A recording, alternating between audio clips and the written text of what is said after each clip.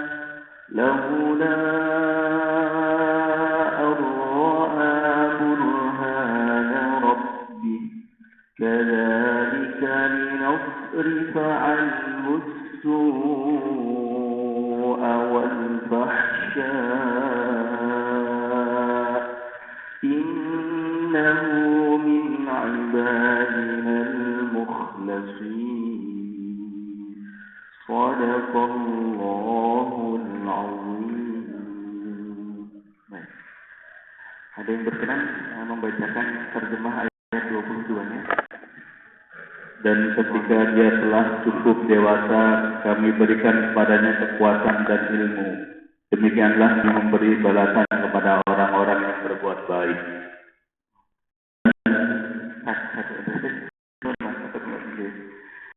Bapak dan Ibu yang dirahmati Allah, menarik ayat ini dibuka ketika usianya sudah sampai. Ketika usianya Nabi Yusuf alaihissalam sudah sampai balik. Kalau bahasa kita sudah balik, artinya sudah ada taklid dan seterusnya. Nah, Allah berikan penghargaan yang luar biasa kepada Nabi Yusuf ini berupa apa, Pak? Dua. Yang pertama hukman, yang kedua ilman. Ini saya berkali-kali pernah jelaskan di masjid yang kita cintai ini. Apa bedanya hakim dengan alim, Bapak? Ada yang masih ingat bedanya hakim dengan alim? Ya. Kalau alim itu dari mana? Bahasa Inggrisnya smart, pintar. Tapi kalau hakim itu lebih dari pintar, bijaksana. Misal ada seorang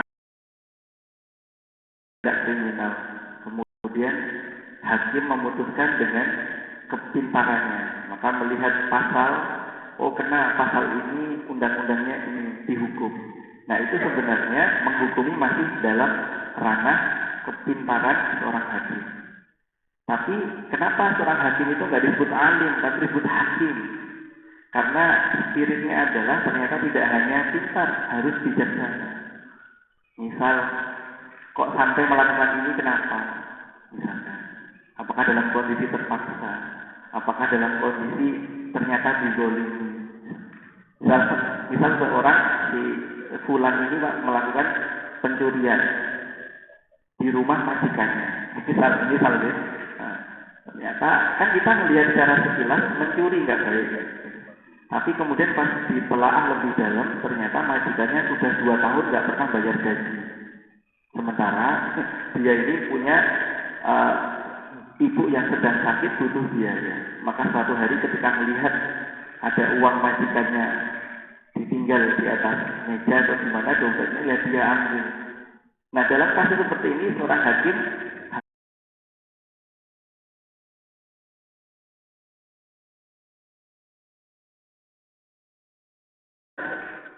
tapi justru harus bijaksana.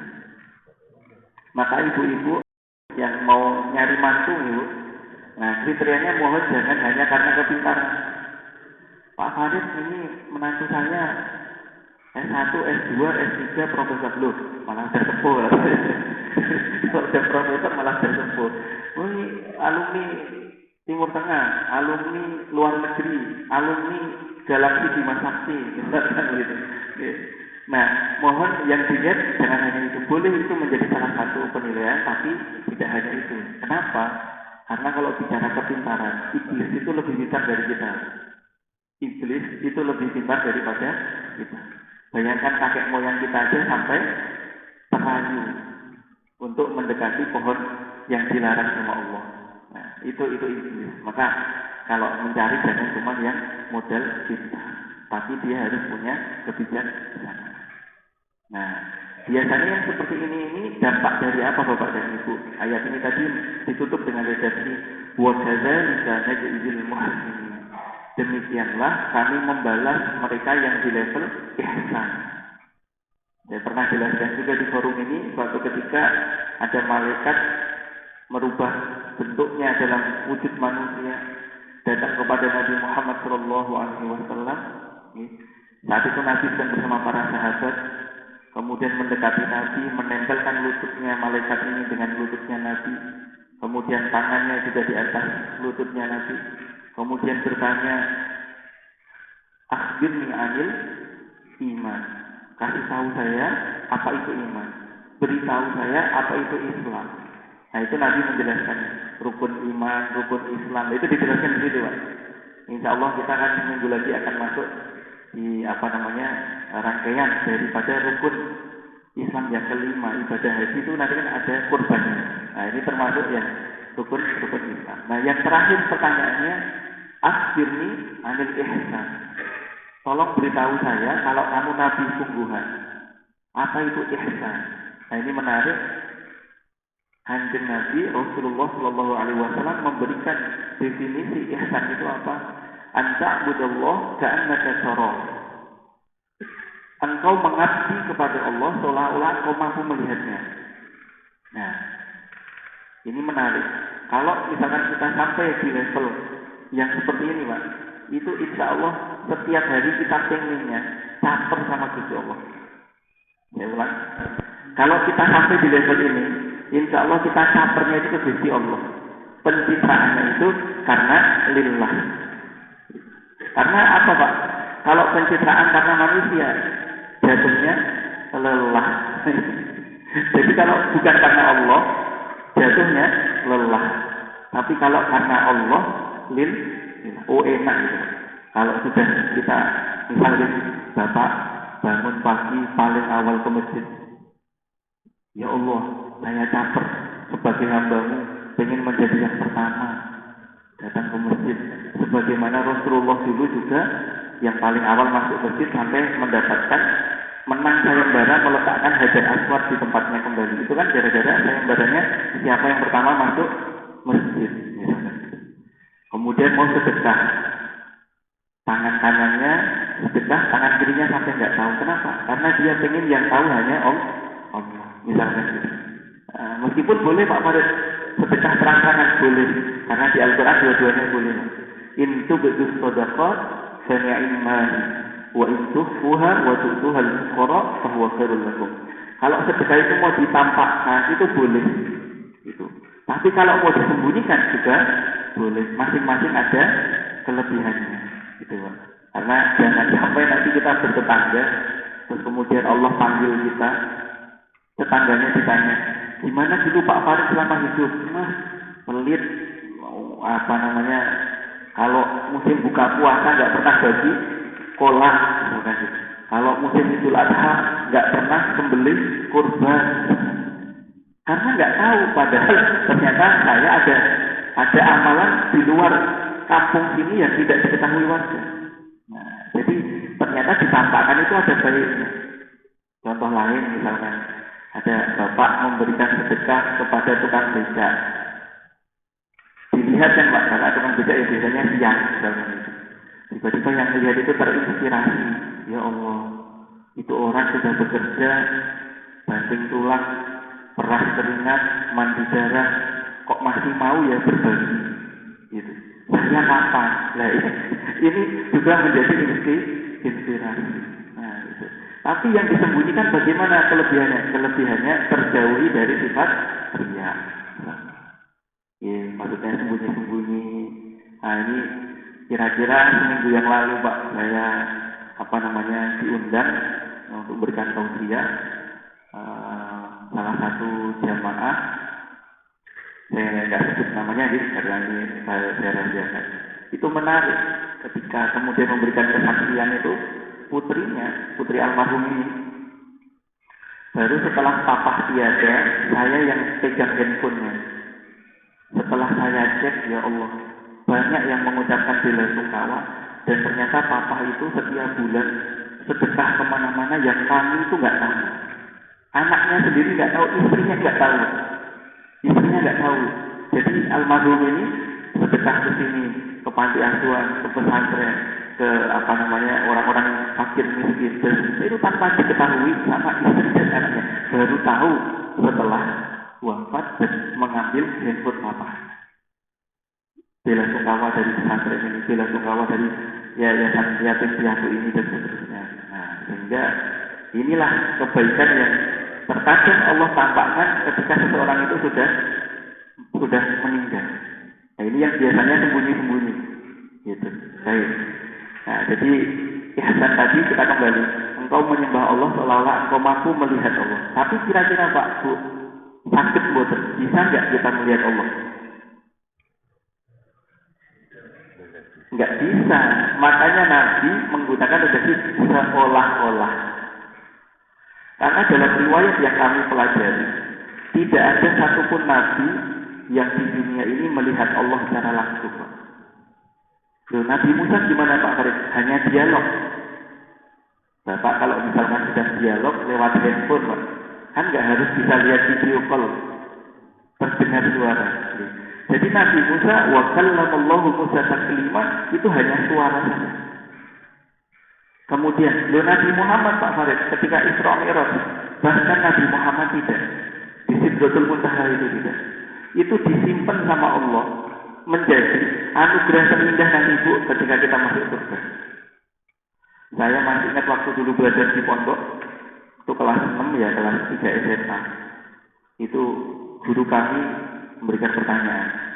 Kira-kira anugerah terindah apa yang kita dapatkan di surga? Teman saya jawab, kasur yang empuk, spring bed. Jawaban guru saya apa? Sudah beberapa merasakan. Ada yang harga spring bednya 50 juta.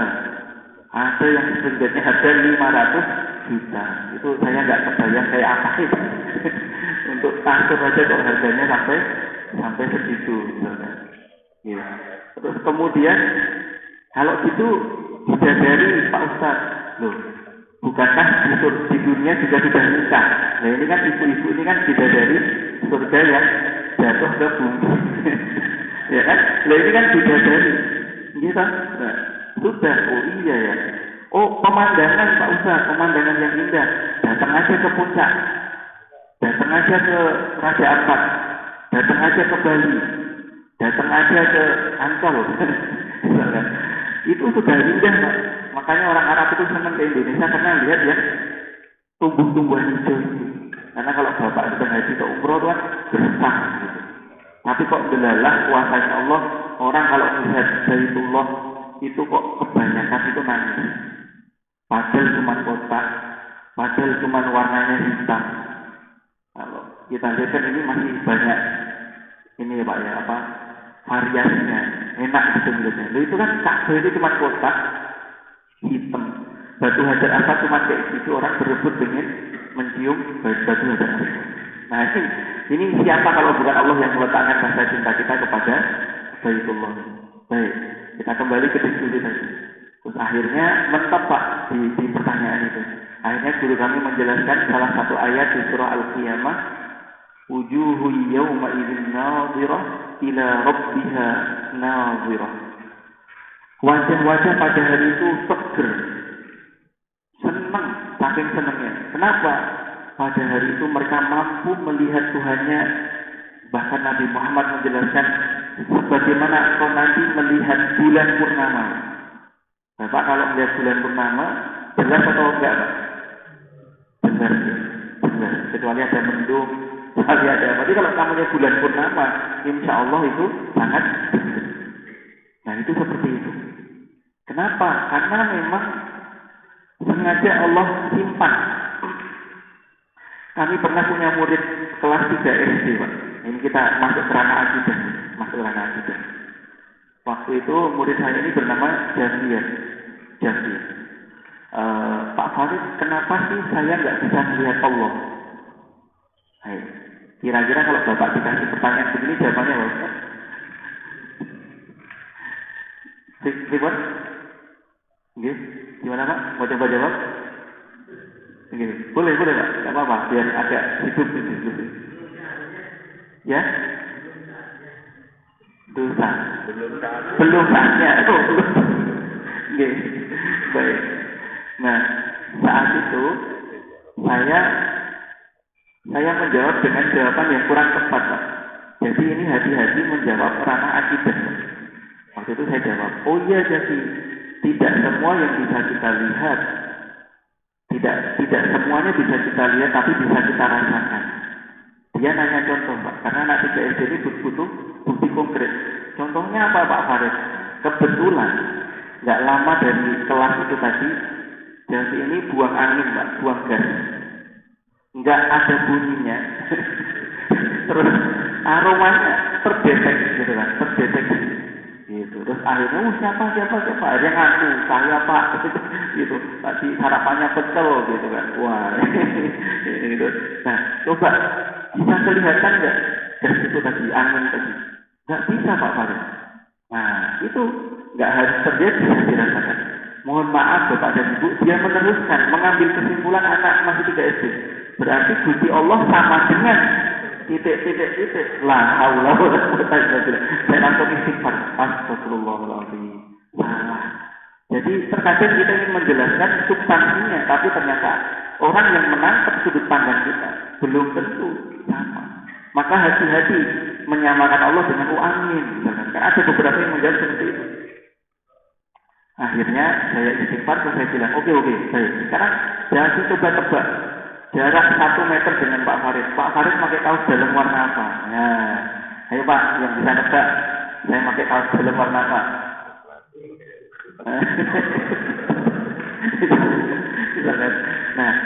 ternyata jadi nggak bisa jawab. Waktu itu dia jawab putih Pak Farid. Oh enggak, saya kasih dia sedikit. Farid pakai warna coklat. Ya, kalau yang hanya 1 meter saja, kemampuan mata kita yang terbatas, nggak bisa melihat. Apalagi kita mau melihat maha yang tidak terbatas. Gitu. Jadi sederhana saja jawabannya. Sederhana jawabannya Pak, karena Allah berikan kemampuan mata kita ini tidak bisa melihat. Itulah mengapa Bapak dan Ibu, kalau orang sudah menjelang sakaratul maut, itu dibuka. Fabasarukal yaum hadid, maka penglihatannya pada hari ini tajam. Maka Kanjeng Nabi itu ketika mau wafat, ketika putri beliau datang Fatimah, dia itu tolong tamu yang di depan pintu suruh masuk. Loh, itu Fatimah kaget. Yang mana? Ngecek depan pintu nggak ada siapa-siapa. Itu suruh masuk.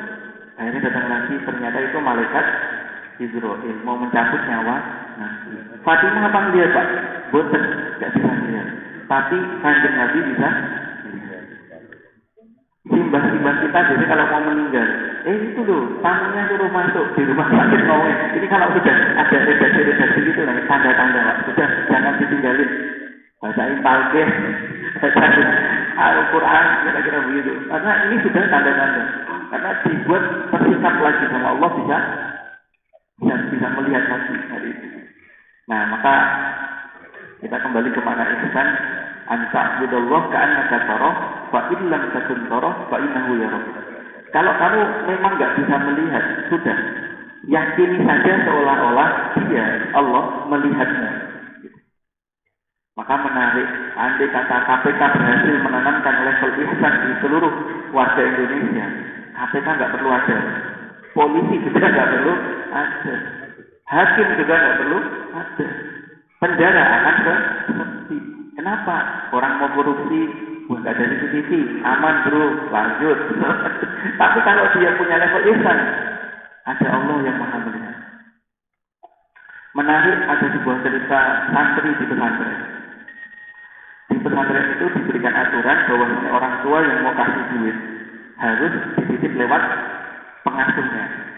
Karena khawatirnya nanti anak kecil belum bisa menghandle duit banyak, dan seterusnya, kira-kira gitu. Jadi biasanya dititip ke pengasuh, nanti dijatah seminggu misal 50.000, minggu depan 50.000. Nah hari itu orang tuanya malah ribet ngasih ke ustadznya, udah langsung aja ya Cik ya, diselempitin di apa bajunya gini, kira-kira 200.000, karena per minggunya 50.000 kan gitu.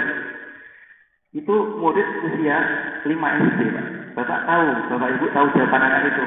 Loh ini yang bikin nanti saya sulit nyari ilmu, nggak barokah. Kalau guru sudah ngasih aturan, Bapak juga harus ikut. Jangan melanggar aturan. Itu bapaknya cerita ke saya.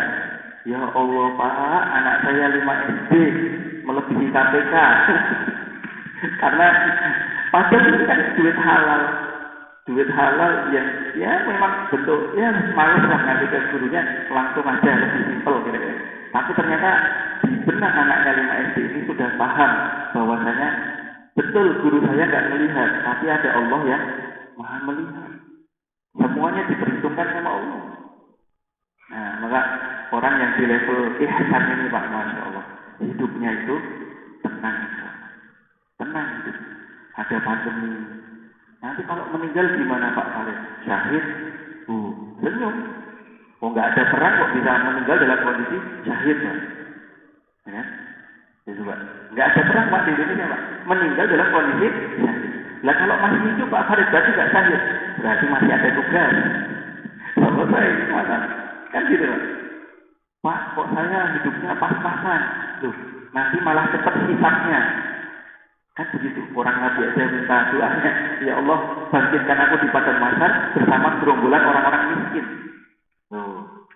Nah kalau ayah gimana Pak? Kalau ayah alhamdulillah bisa banyak sedekah.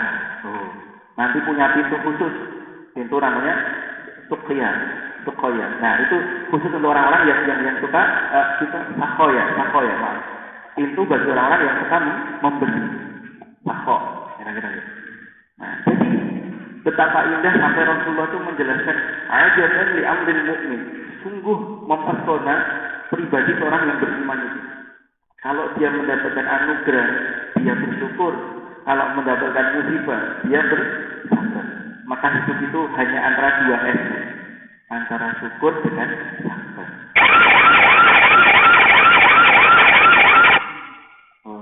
Ampun, selesai. Yes. Baik. Jadi hidup ini hanya antara dua S, antara disyukuri dan bisa. Ibu punya suami kok, mohon maaf, pelit gitu Bu. Disyukuri apa disabari Bu? Hah? Di-resign, diganti. Jangan Bu, jangan diganti. Punya suami kok pelit. Oh, husnuzon saja. Oh, biar punya rumah megah Pak Farid, pintar nabungnya. Kan enak. Kira-kira gitu. Bapak punya istri, mohon maaf, kok agak cerewet. Disyukuri apa disabari Pak? Hah? Diganti. Jangan diganti. Disyukuri. Ada penelitian ini Bu. Kenapa perempuan lebih sehat, lebih panjang usianya daripada laki-laki? Nah, itu ternyata setelah diteliti.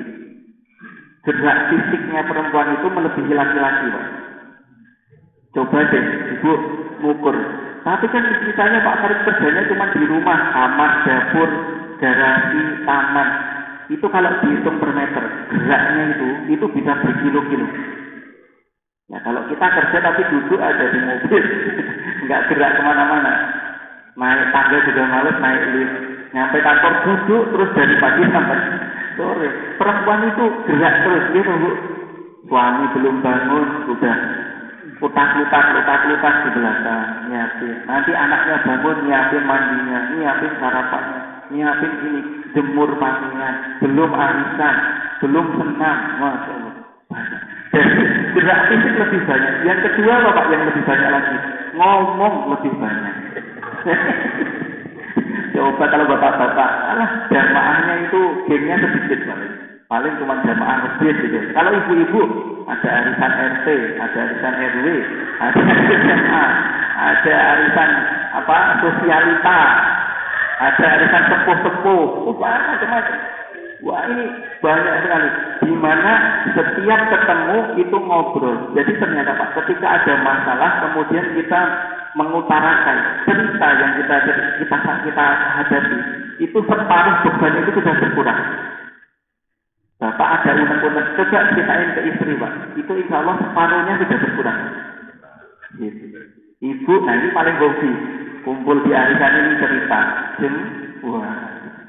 Kumpul di arisan ini lagi, wah, Nah, maka inilah yang menjadikan perempuan itu lebih panjang usia. Ini penelitian di Oxford University, bukan di Indonesia. Gitu. Makanya kenapa kok di dalam Islam mengenal istilah bantulah para janda. Nah, banyak suaminya sudah meninggal dulu, kira-kira gitu. Karena faktor sehat itu tadi, cerita sana, cerita sini. Gitu. Nah, maka dan menariknya lagi, ada penelitian juga dari Oxford itu. Anak yang cerdas itu lahir dari ibu yang cerewet.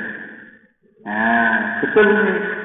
Maka kalau bapak kok punya istri kok pendiam, suka mojok, nah kalau bahasa guru saya lulak lolo, wah sudah ini tanda-tanda kesurupan.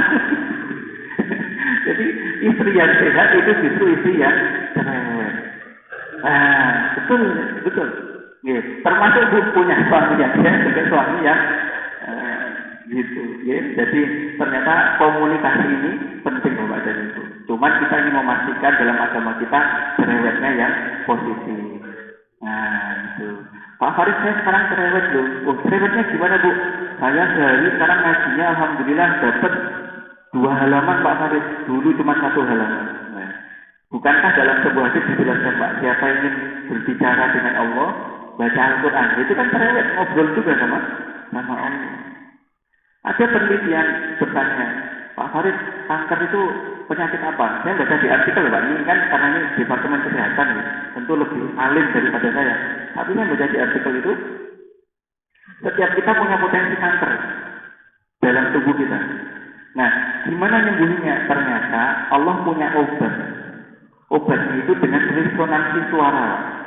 Dengan resonansi suara yang stabil yang dihasilkan dari dalam diri kita, itulah yang menyebabkan kanker-kanker dalam tubuh kita itu kemudian bisa agak terantisipasi. Nah ini meskipun namanya ilmu penelitian itu nggak selalu 100% nih Pak. 80%, selalu ada pengecualian misalkan itu. Nah resonansi suara yang terbaik itu ternyata ada di baca Al-Quran. Dan termasuk kemarin saya baca tips-tips bikin orang bahagia itu apa? Ternyata di pagi hari mengatur nafas, tahan nafas, buang nafas. Bapak tahu istilah yoga? Yoga itu kan gitu, tahan nafas, buang nafas. Nah ternyata itulah hikmah kenapa baca Al-Quran nggak boleh ngambil nafas di pertengahan baca. Bismillahirrahmanirrahim. Kalau nyanyi masih bisa Bu. Nyanyi, kalau Bu nyanyi lagu apa Bu? Lagunya Rusa, misalkan, atau lagunya apa, Sholawatan, itu masih bisa. Nah, mungkinkah masih bisa. Tapi baca Al-Quran tidak. Jadi itu ternyata adalah melatih paru-paru dan seterusnya.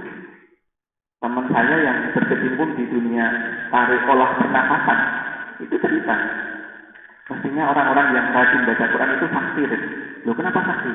Nah ternyata pelatihan olah pernafasan itu juga kayak gitu. Tahan, keluarkan. Ya. Nah itu setiap hari Allah kasih kurikulum kepada kita untuk membaca Al-Quran. Ambil nafas, baca, berhenti, ambil nafas dulu lagi, berhenti. Nah itu insya Allah sehat. Makanya di 11 dijelaskan huwa syifa lima fis sudur. Di 11 apa di 15? Di 15 surah Al-Isra. Syifa'ul lima fis sudur wa hudaw wa rahmatul lil mu'minin. Di 11. Sebagai penyembuh. Baik, Bapak dan Ibu ini sampai jam berapa? Sambut? Belum ya? Oh iya. Jam 6. Sampai jam 6. Masih lama. Saya kira sedikit lagi. Oke, baik. Jadi ini tadi baru prolog nih Bapak dan Ibu, baru ayat pertama. Nah, maka kemudian ketika orang sudah naik level, biasanya ujiannya tambah naik atau enggak Bapak? Nah, ternyata Allah itu luar biasa sayangnya sama kita. Ngasih contoh di para nabi-nabinya Pak. Misal, Bapak pengen contoh nabi yang diuji dengan kemiskinan. Nabi siapa Pak? Nabi Ayub, ya. Nabi Isa itu miskin Pak. Saya sampai hari ini nikah sudah lebih dari 10 tahun. 2011 saya nikah. Sekarang 2022, berarti 11 tahun ya Pak. Belum punya rumah Pak. Itu kalau ditanya, kok belum punya rumah? Nah, itibak Nabi Isa. Nabi Isa itu sampai hidupnya itu nomaden, nggak punya rumah. Dikejar aja ke sana, sembunyi di gua ini, sembunyi di negara ini, nggak punya rumah. Di riwayat bajunya itu mohon maaf Pak, sempat samping Nabi Isa alaihissalam. Tapi di Al-Quran, ikon dari keberkahan itu ada di Nabi Isa. Bapak akan menemukan itu di surah Maryam. Wa ja'alani mubarakan aynama kuntu wa awsani bis shalah wa zakah ma dumtu hayya. Dan dialah yang menjadikanku penuh keberkahan dimanapun aku berada, meskipun hidupnya nomaden. Dan mewasiatkanku untuk sholat, untuk zakat selama aku hidup. Kira-kira begitu. Itu Nabi Isa. Miskin tapi ikon keberkahan. Kenapa ikon keberkahan bukan di Nabi Sulaiman? Padahal Nabi Sulaiman Nabi yang paling kaya. Bahkan doanya, ya Rob, anugerahilah aku kekuasaan yang tidak akan kau berikan kepada orang setelahku. Itu Nabi Sulaiman. Makanya Nabi Muhammad itu kekayaannya nggak melebihi Nabi Sulaiman. Nabi Muhammad nggak sampai seperti Nabi Sulaiman. Bisa ngomong sama semut, bisa ngomong sama burung, bisa mempekerjakan jin, takut semua. Saya punya teman ini Pak, terapis ruqyah. Kalau kesurupan terus sulit nggak mau keluar, bacakan sholawat Sulaimaniyah. Sholawatnya Nabi Sulaiman. Itu kejer kan. Jin itu kalau sudah dengar kata Sulaiman, itu takut. Karena itu perjanjiannya dari dulu. Nenek moyang mereka sampai nanti. Nabi Sulaiman itu. Wah, menarik. Jadi bacakan aja sholawat kepada Nabi Sulaiman. Boleh Pak? Boleh. Kita setiap sholat sholawat kepada Nabi Muhammad, Nabi Ibrahim. Boleh nabi-nabi yang lain? Boleh. Wa ala ibadillah sholihin. Hamba-hamba Allah yang soleh itu sudah masuk itu. Nabi Adam, Nuh, Idris, boleh. Nah ini termasuk Nabi Sulaiman. Bapak mau kasih contoh Nabi yang diuji dengan sakit. Nabi siapa, Bu? Nabi Ayub. Ya, Nabi Ayub. Nabi yang diuji dengan kesehatan, sehat, berenang. Nabi siapa? Yang Lailatul Qadar itu loh, Pak. Siangnya dipakai untuk puasa dengan jihad, melawan kebatilan, menegakkan yang hak. Malamnya diisi dengan tahajud semalam suntuk. Selama 83 tahun. Bukan Nabi Daud. Bapak pernah dengar nama Samson Betawi? Lah itu Syam'un Al-Ghazi. Nabi Syam'un namanya. Nabi Syam'un Al-Ghazi. Orang barat sulit nyebut nama Syam'un karena nggak pernah belajar Iqra. Jadi Samson. Nah, orang Betawi ikut-ikutan Samson Betawi. Nah, nanti orang Garut ikut-ikutan Samson Garut. Orang Jawa juga ikutan Samson. Nah, ikut-ikutan Samson ya. Nabi Syam'un. Itu 83 tahun kurang lebih, Pak. Yang kalau kita konversikan ke bulan, hampir 1000 bulan. Makanya sahabat Nabi itu cemburu. Loh gimana hidup 83 tahun diisi siangnya dengan puasa terus menerus? Loh boleh Pak Farid. Syariat waktu itu masih membolehkan. Karena sebelum Nabi Muhammad itu Pak. Ya, boleh. Terus kemudian diisi dengan jihad. Jihad karena orangnya kuat sekali. Kuat sekali. Ditiru sama orang Jawa menampilkan tokoh Gatot Kaca, otot kawat balung musuh. Nah, itu terinspirasi dari siapa? Nabi Syam'un Al-Ghazi ini, Pak. Punya rambutnya itu nggak bisa dipotong panjang sampai ke bawah. Senjatanya cuma tulang dari rahangnya unta, pendek Pak. Tapi dengan pedang yang pendek itu nggak pernah saudaranya terkalahkan. Melawan sendirian ratusan orang menang. Nabi Syam'un Al-Ghazi. Itu ada. Bapak mau ambil contoh Nabi yang diuji dengan godaan perempuan. Nah ini Pak, baru masuk ini. Nabi siapa? Nabi Yusuf alaihissalam. Ada di sini namanya Pak Yusuf? Nabi Yusuf alaihissalam. Nah, semua contoh itu ada. Bapak baca saja di surah Al-Anbiya, ada di 17. Nabi yang baper karena dakwah nggak banyak diikuti followersnya sedikit, baper terus kemudian, nah Nabi siapa Pak? Yunus. Tapi kemudian tobat, masuk perut paus, masuk perut paus kira-kira. Nah itu semua ada. Dan menariknya adalah kenapa semua kisah ini diceritakan kepada sosok yang Al-Quran diturunkan kepadanya, Nabi Muhammad SAW. Karena sosok ini adalah sosok yang paling berat cobaannya dibandingkan nabi-nabi yang lain. Yang di kemudian hari beliau menjadi Sayyidul Mursalin, bosnya, tuannya, rajanya para nabi. Siapa itu Pak Nabi? Wah, usianya nggak lama, hanya 63 tahun. Wah, kode senang ini.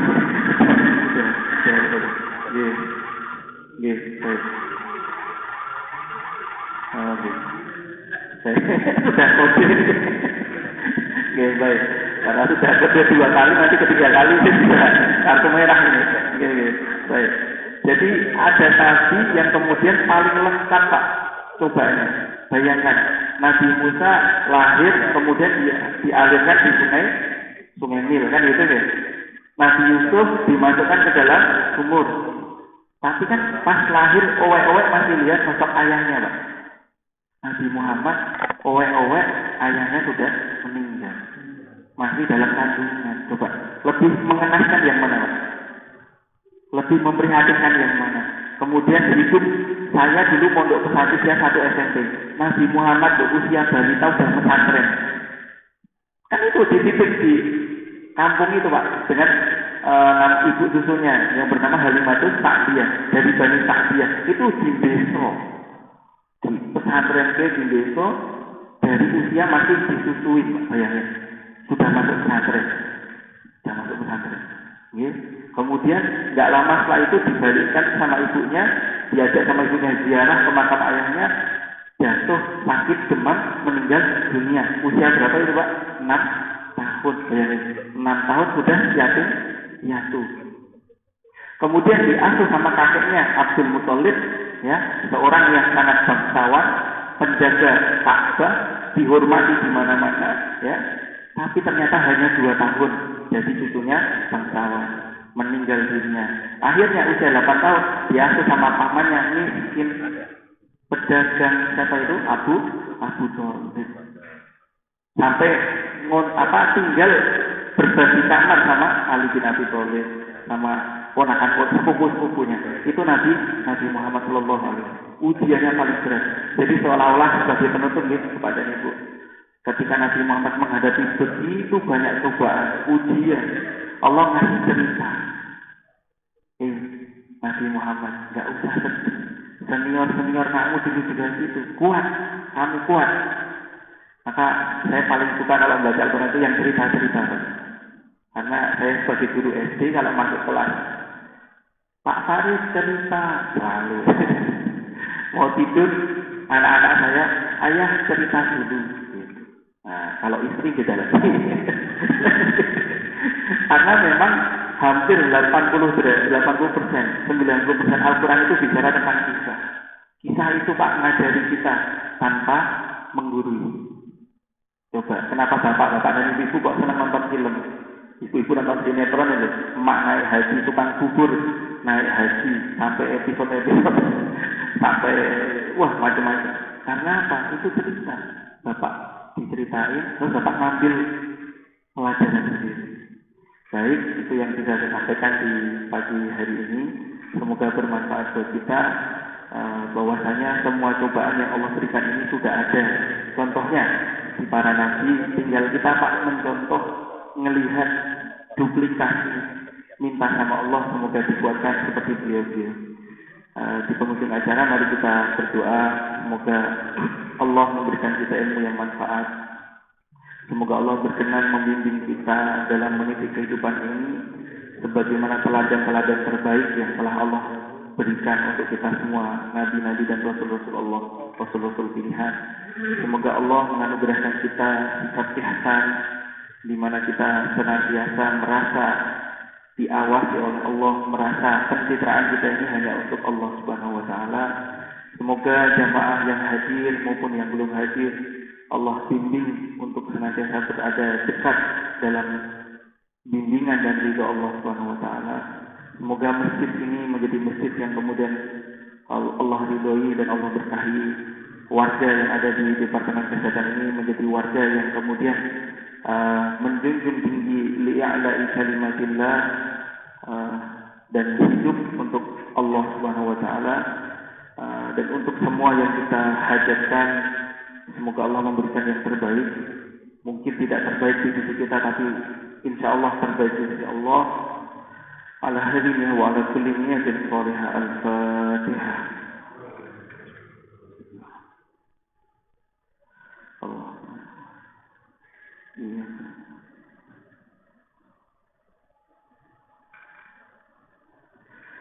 Baik, saya cukupkan di sini. Nanti kalau ada pertanyaan, monggo. Subhanakallahumma wa bihamdika, asyhadu an la ilaha illa anta, astaghfiruka wa atubu ilaik. Assalamualaikum warahmatullahi wabarakatuh. Oh, silakan. Terima kasih. Assalamualaikum warahmatullahi wabarakatuh. Waalaikumsalam warahmatullahi wabarakatuh. Nah, menarik tadi soal masalah ihsan. Ada pendapat barangkali mohon dinilai salah benar. Itu ihsan orientasinya ke arah pikiran, tapi bahasa kita terima itu dengan olahan pikiran. Ya. Ada bahasa lain yang namanya ma'rifatullah. Ma'rifatullah, ya, pengenalan Allah. Nah, di situ prosesnya antara pikiran dan hati. Pikiran. Nah, di situ munculnya paradigma akhirnya Allah itu di mana dan siapa. Kan di dalam hadis juga bergantung daripada persangkaan hamba itu. Betul. Nah, persangkaan hambaku itu dari kehidupan sehari-hari. Nah, kalau yang hambaku itu sering main olahraga, berarti Allah tidak jauh dari olahraga. Main musik, ya musik. Main ke masjid, mengamalkan masjid, lari ke masjid. Jadi pengenalan Allah Subhanahu itu kemana orang itu bergerak, bergerak antara pikiran dan hati. Nah, Rasulullah pengenalan Allah dengan zuhud, bagian. Artinya dengan segala penderitaan tadi, termasuk juga dengan kemiskinan, hingga memandang Allah itu lebih dekat, lebih hafal dan lebih mengenal. Nah, itulah bagaimana kita ta'aruf terhadap pengenalan Allah itu lewat kalimatullah, yaitu atau yang 18 itu kita memahami masjid dengan mengenal Allah. Dan itu juga harus bahasa masjid itu dibawa ke rumah, dibawa ke lapangan dan di mana aja. Bagaimana pendapat Pak? Terima kasih. Baik, terima kasih. Ya, saya setuju Pak, setuju dengan pemikiran Bapak terkait itu. Betul, dia adalah pertama pikiran, kemudian masuk ke ranah hati ya, ma'rifatullah, dan kenalnya Allah itu lewat, kalau Nabi Muhammad mungkin lewat pemberitaan tadi ya, kira-kira gitu. Kalau yang saya pahami di Al-Quran ya Pak, sebenarnya Allah itu selalu menyapa kita Bapak dan Ibu. Allah selalu menyapa kita. Tadi sebenarnya ada ayat yang ingin kita bahas di ayat berikutnya itu, ketika Nabi Yusuf alaihissalam kemudian digoda oleh Zulaikha, Imratul Aziz di kamar itu kan pintu sudah ditutup Pak. Wah, itu ketiga ini sudah kartu merah. Pintu sudah ditutup, ya, hanya berdua, perempuan yang sangat cantik jelita, bangsawan, mengajak untuk berbuat zina. Ayatnya mengatakan saat itu perempuannya sangat nafsu dan Yusuf pun juga menginginkan. Walaupun hammat bi wa hamma biha. Karena ibarat kucing kalau dikasih ikan asin itu ya sulit nolak. Tapi yang menarik ayat itu mengatakan laula ar-ra'a burhana rabbi. Andai kata Yusuf itu tidak melihat tanda dari Tuhan, dari Allah, tentu akan melakukan perbuatan zina. Jadi di kitab tafsir yang saya baca Pak, ketika digoda seperti itu dengan ruangan tertutup, segala macam sudah dikunci, tinggal ayo Yusuf, misalnya itu Nabi Yusuf itu melihat tanda-tanda Allah hadir di ruangan itu. Ada yang menyatakan di kitab tafsir itu tiba-tiba muncul kayak ayat-ayat Al-Quran. Loh, tapi yang kan belum ada saat itu. Iya, tapi Al-Quran jangan lupa penyempurna dari kitab-kitab sebelum. Spiritnya sama. Gitu. Misalkan di bahasa Nabi Muhammad, ihdinas siratal mustaqim, tunjukilah kami jalan yang lurus. Di zaman Nabi Musa, wahdini sawa'as sabil, tunjukilah aku jalan yang lurus juga. Tapi dalam bahasanya Nabi Musa alaihissalam itu diabadikan di Al-Quran. Nah, maka saat itu Nabi Yusuf itu melihat kayak ayat Al-Quran misalkan, wa inna alaikum lahafizin kiraman katibin. Setiap kamu itu punya penjaga, malaikat penjaga yang menulis raqib dan atid. Terus ada ayat di 11, wa ma takunu fi sya'nin wa ma tatluhu. Tidaklah kamu melakukan sesuatu, tidaklah kamu membaca sesuatu kecuali Allah Maha melihat. Nah, terus ada juga di kitab tafsir menjelaskan Nabi Yusuf saat itu melihat gambaran ayahnya Nabi Yakub alaihissalam. Tiba-tiba terlintas ayahnya Nabi Yakub itu. Maka kemudian pertanyaannya adalah ketika seorang hamba disapa sama Allah, ada yang kemudian menerimanya, ada yang menolak. Saya ulang, setiap kita Bapak dan Ibu itu disapa sama Allah lewat hidayah. Pertanyaannya adalah mau menerima atau enggak? Mereka yang mau menerima ini disebut Muslim, karena makna Islam itu sendiri sebenarnya menerima, menyerah, menerima semua. Itu namanya Islam. Nah, orang yang melawan, membangkang namanya kafir, menolak.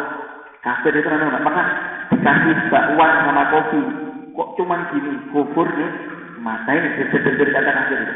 Nah, Nabi Yusuf menariknya mendapat tanda-tanda itu, kemudian beliau tahu, oh ini perbuatan yang tidak benar. Langsung beliau istighfar, langsung kabur menuju pintu. Kan kita gitu. Nah, maka dari contoh yang sederhana ini Bapak, saya menganggap Allah menyapa kita itu dengan caranya yang unik. Sebagai contoh, waktu saya dulu belajar di Maroko, saya punya guru namanya Ustadz Idris. Ustadz Idris ini istrinya Pak Mu'allah. Bapak tahu bagaimana istrinya disapa sama Allah? Orang Switzerland, bule, lagi liburan ke Maroko, ya, lagi traveling, tiba-tiba dengar suara azan. Karena di Switzerland azan nggak boleh berkumandang, hanya di dalam ruangan. Kemudian bertanya kepada gaibnya, yang gaibnya kebetulan guru kami ini Ustadz Idris, kalau Sabtu Minggu beliau buka travel jalan-jalan itu jadi gaib untuk nyari uang tambahan. Ditanya, Ustadz, suara apa ini? Dia jawab sama guru saya, suara azan. Hah? Azan? Seperti apa maknanya? Nanya makna. Itu Pak bedanya bule sama kita. Kalau kita ini belum tentu semua kita paham makna azan. Bule itu langsung tanya, maknanya apa azan? Dijelaskan, Allah Maha Besar, Allah Maha Besar. Saya bersaksi segala macam. Terus dia menikmati Pak alunan suaranya, tenang di dalam hati. Akhirnya apa? Mulai jatuh cinta sama Islam. Mulai browsing siapa itu Nabi Muhammad, siapa itu, apa itu Islam, apa itu Allah. Akhirnya menyatakan diri masuk Islam. Kebetulan kok ya cantik. Nah, Ustadz saya masih lajang, ini juga masih single. Akhirnya dinikahi. Wah, tahu aja Ustadz. Dapat duit. Ini salah satu contoh. Seorang jurnalis di Australia, beliau hanya gara-gara melihat rumput masuk Islam, kenal Allah. Hanya rumput Pak. Kalau kita melihat rumput apa yang ada di benak kita, buat makan sapi atau domba, gitu. Tapi bagi orang jurnalis ini yang kebetulan dia mencintai sains, pas dia lihat rumput kok ada yang begini, kok ada yang begitu, dia teliti segala macam, ketemulah sampai sama Allah, akhirnya masuk Islam. Ada seorang ahli forensik Pak, spesialis di sidik jari. Sekian puluh tahun beliau menemukan bahwasanya sidik jari di manusia itu akan stay selama 4 bulan 10 hari. Jadi kalau ada kemalingan selama belum lebih 4 bulan 10 hari, itu polisi masih bisa Pak nyari sidik jarinya aja. Karena sidik jari kita ini beda-beda semua, nggak ada yang sama. Makanya kalau kita bikin KTP pasti sidik jari sama retina mata itu nggak ada yang sama. Nah, pas beliau presentasi hasil penelitiannya sekian belas tahun, ternyata ada ilmuwan Muslim menyatakan, oh di Al-Quran sudah dijelaskan 4 bulan 10 hari dalam kasus apa Bu? Istri yang ditinggal wafat suaminya. Itu nggak boleh nikah lagi kecuali menunggu 4 bulan 10 hari. Jadi bapak-bapak nih, kalau istrinya meninggal pagi ini dimakami, siangnya ke KUA boleh nggak? Boleh, boleh. Pagi ini istrinya meninggal, sorenya langsung akad nikah boleh? Boleh. Ibu, sabar. Tapi kalau ibu-ibu ditinggal meninggal sama suaminya, hari ini sudah nikah sama mantannya, dalam waktu SMA dulu bagaimana gitu? Boleh? Tidak boleh. Harus 4 bulan 10 hari. Ada di juz 2 Pak, surah Al-Baqarah.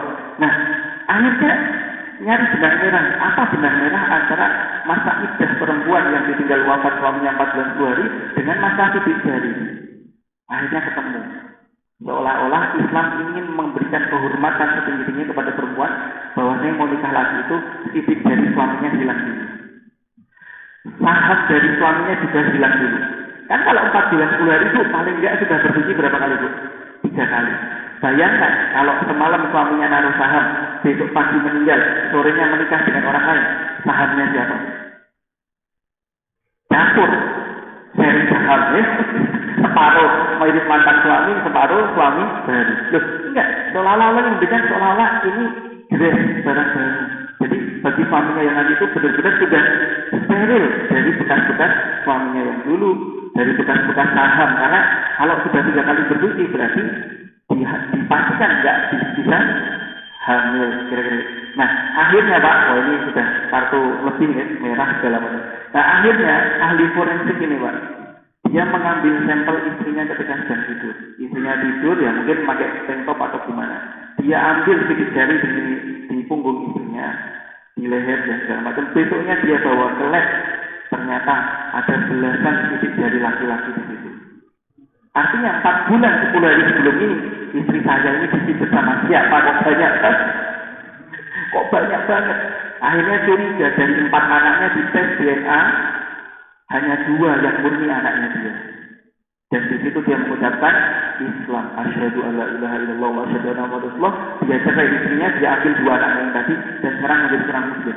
Hanya gara-gara sidik jari. Nah, jadi bagaimana Allah mengenalkan kita, menyapa kita Bapak, menurut saya sangat luar biasa dan sangat unik. Hanya karena rumput, hanya karena sidik jari, hanya karena dengar azan. Itulah mengapa Pak, kita ini kan karena di Indonesia familiar dengan azan, jadi nggak begitu tergugah. Tapi coba Bapak liburan di tempat yang azan nggak ada, Bapak masih rindu, Bapak masih kangen.